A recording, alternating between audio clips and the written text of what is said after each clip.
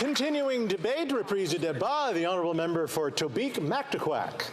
Thank you, Mr. Speaker, and it is an absolute honour to rise in the House today, and somewhat intimidating to follow the honourable member for Carleton, the Leader of His Majesty's Loyal Opposition. Obviously, we heard a very compelling case for supporting this motion. The fact is that Canadians are hurting from coast to coast to coast. They're feeling the effects of soaring cost of living, ever-increasing cost at their fuel pumps, ever-increasing heating cost, and obviously ever-soaring cost to actually have a place to live in, whether that be the mortgage rates that have doubled over the last 8 years, the rents doubling, seeing interest rates going up, and seeing the dream of home ownership fastly falling away from so many of our young people. Mr. Speaker, it's something that all of us in this House, if we did take the time to visit in the communities that we represent, which I'm sure many do. I know in the travels that I've had, the conversations that I've experienced recently, hearing from Canadians back home in Western New Brunswick, and yes, in recent visits that I made, engaging with people on the beautiful island of Prince Edward. When it comes to Prince Edward Island, I'm hearing it there as well. Throughout Atlantic Canada, Canadians are hurting. And they're experiencing the pain of this ever-expansive cost of living that challenges them even when they go to get necessary supplies at the grocery stores. Perhaps some of the most heartbreaking stories I've heard have come from seniors who've worked hard all their lives, counting on the ability for what pensions they do have and what they paid into to be able to carry them through. But they're honestly and sincerely worried, Mr. Speaker, that what they've set aside and what they worked hard to save up, will it be enough to sustain them as things continue to rise in cost?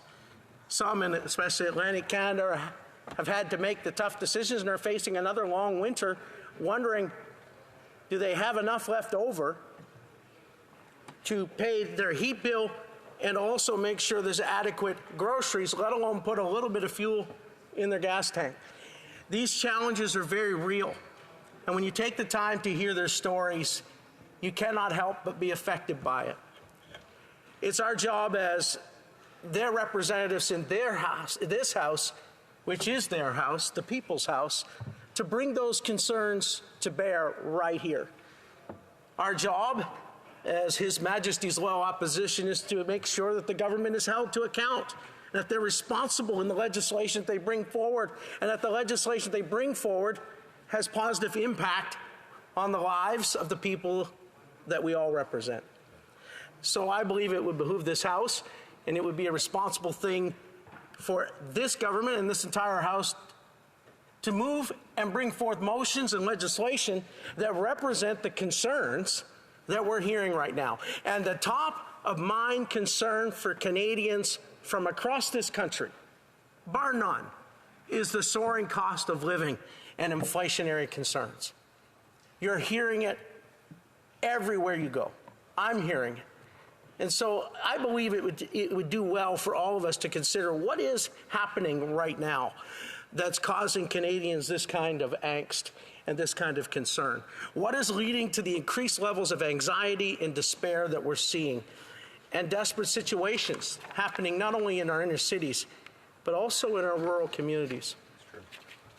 What is causing this? Well, after 8 years, we have seen some things that have led to the current circumstance that we're in. There's been a multiplicity of factors, but one of them that cannot be discounted is the fact that this Prime Minister has added more national debt than all other previous Prime Ministers combined. That is a fact, and it's a staggering fact. When you over double the debt, not talking about deficit, talking about the debt of this country in less than 8 years, you are doing something that is going to have devastating consequence over the long term. when you have $500 billion of inflationary deficits that has directly led to 40-year high inflation rates. We are seeing that prior to the budget in 2023, even our own Minister of Finance said what Canadians want right now is for inflation to come down and for interest rates to fall. That is one of our primary goals of this year's budget. It wasn't to pour more fuel on the fire and then proceed to usher in $60 billion in new spending. So someone's not hearing what's being said. And if they are hearing what's being said, they are certainly applying the wrong fix to the problem. You cannot stop inflation and soaring interest rates by spending increasing amounts of money. That's adding fuel to the fire, as has been previously stated, that the former finance minister, former Liberal finance minister, John Manley, said you cannot keep doing this and expect to be successful.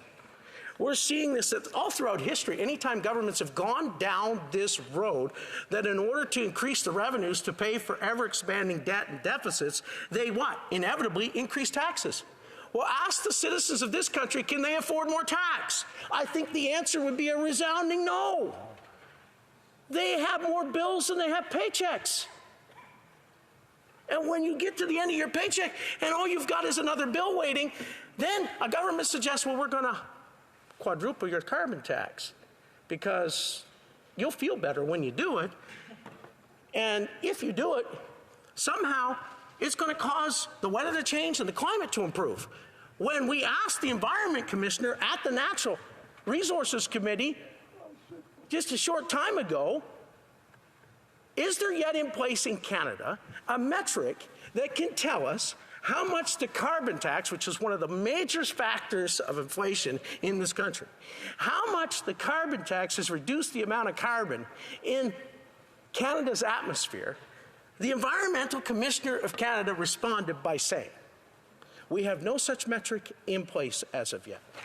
So the landmark signature piece of environmental legislation that has led to huge inflation in this country doesn't even have a metric by which we can tell Canadians its impact on the overall environment of Canada.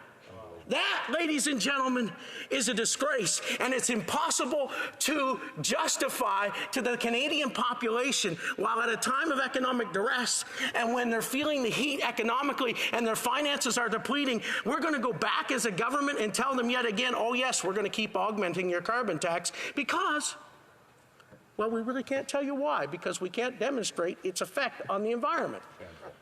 That is unjustifiable. I think it's time for a course correction, and I think it's time that the government rearranges priorities and get back to what it needs to be doing, which is developing the potential that Canada has, which is incredible. And if you want to tackle the inflationary problem that we have in this country, let's get our economy growing, let's get our people working, and let's get off their backs and start removing the hindrances to their prosperity and growth. And you know what the definition of frustration is? It's impeding progress and feeling like you have all this potential that you can't touch, and never being able to attain where you want to be because of the weight that's on your back currently. That's why there's an increasing sense of frustration amongst Canadians, and they're crying out for change. They're wanting a government to get out of the way, stand on their side and say, unleash our potential, let us do what we do best, let us grow, develop, work, make money, and yes, make a profit so that we can better the lives of our children, our families, and our future. Mr. Speaker, I hope the government will do the right thing and support our motion today. Thank you very much. Here, here.